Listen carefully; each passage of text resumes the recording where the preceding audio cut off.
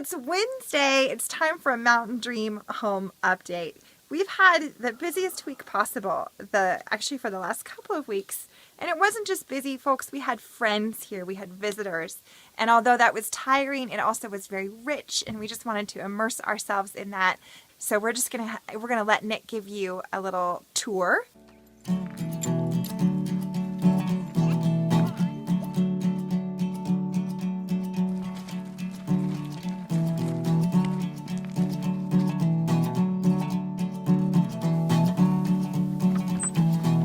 Come on in. Okay, go ahead. Welcome. We're moving right along. So a few things have happened. Our drywall guy has come back at least once, and so he's started taping and mudding. We should be all filled and textured and everything, hopefully within a week or so, and then we get into paint. And then after we do paint, we're able to tear all this paper off and unwrap our early Christmas present. So that's one thing. Drywall is underway. We're on our way there. I also wrapped up all the inside steel work. So last time we saw the spiral staircase all welded up, and there's that. But also I was able to get through the welding of our bridge.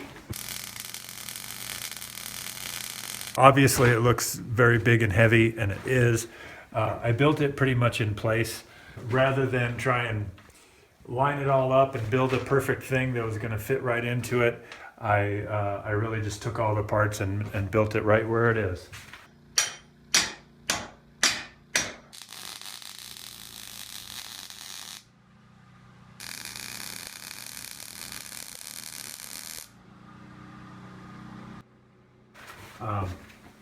I'm happy with how the bridge turned out and how the staircase turned out, and the landing and everything. And I'm even happy with the finish, even though it was a little bit of a process. So I did a black patina where you spray on a chemical that turns the steel black. And it worked in some places, didn't work in others just because it's all repurposed steel. But I like it. The finish is kind of spotty and weird and not perfect, and that's great for us. We like it.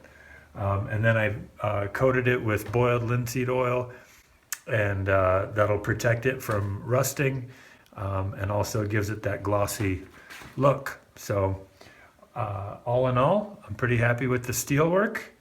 One other thing I added to the staircase was this piece of steel here, which you can see supports the tread a little better than this narrow piece of steel. And I went through the process of flattening some big slabs of pine that I had milled long ago. Same tree as our ceiling.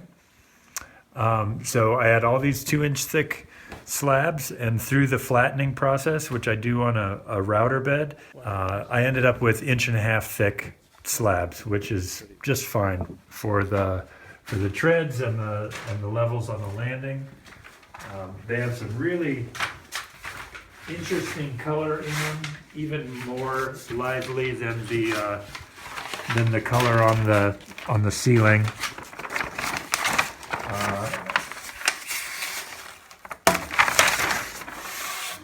And with a coat of oil on them, it really it almost became more high contrast. So I'm really happy with how that turned out. It feels pretty good and stable. It's got just a little wiggle to it, and the railing will help shore up, that the outside of the circle where it's got just a little wiggle to it. But railing's going to happen next, so we're well on our way. And we have an upstairs. You want to see? Come along.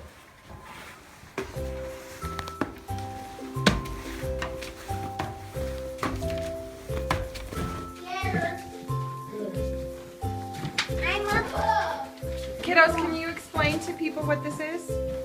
That's the staircase, that's the bridge, and this is going to be my bedroom. We could put the bed in just half of it, and then this space over here, we honestly are a little at a loss what we're going to do with it. but probably the sewing machine. Having our sewing machine set up, ideal. We are next.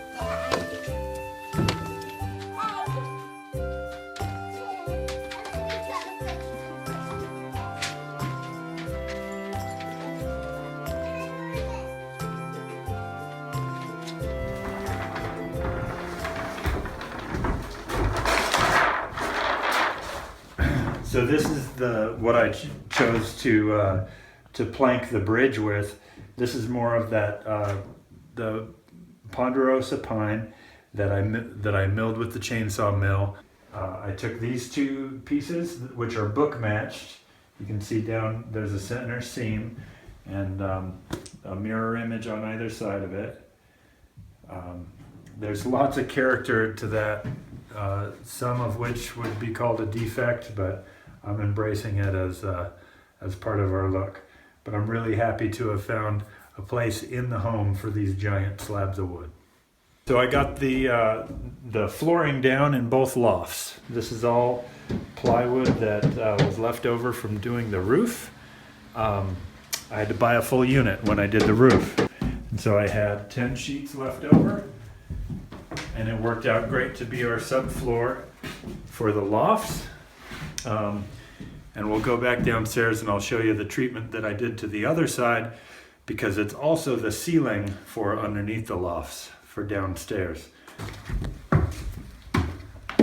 All right, so this is the underside of that same plywood. This was just CDX tongue and groove 3/4 ply. And what I did is on the better looking face, I sanded it all. Took all my muddy footprints off and spray foam spills and all that. I sanded it, then I primed it, and then I sanded it again, and I routed the grooves in it with a router and a straight edge, so it looks like tongue and groove paneling from down below. And then I sprayed paint, another coat of primer, and then this color, which is it's essentially white, but it's our off-white. This is the only thing in the house that goes bright white like that. But we did that for capturing as much possible natural light. Right, so it reflects the light of both what's coming in the windows, but also at night it reflects from the light fixtures that'll be right up next to it.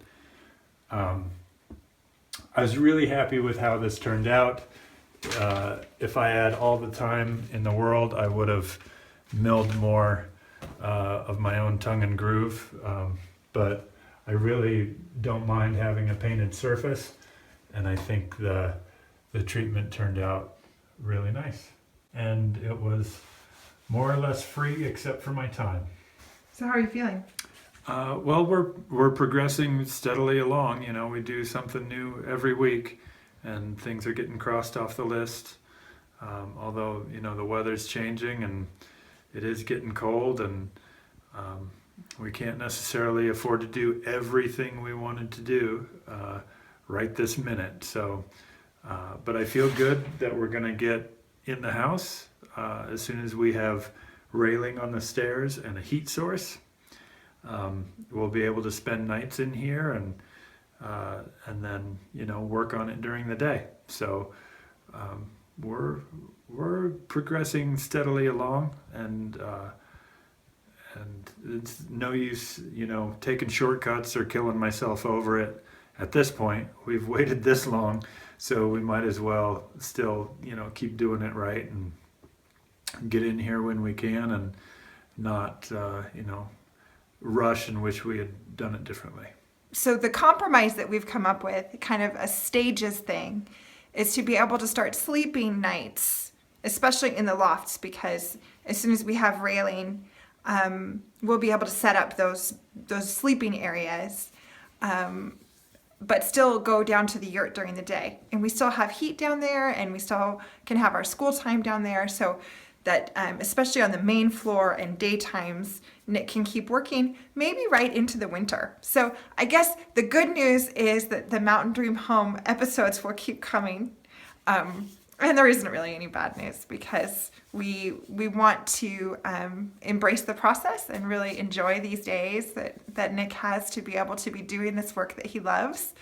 And the kids are pretty cool with it. They're happy to kind of go with the flow and see what the next adventure brings.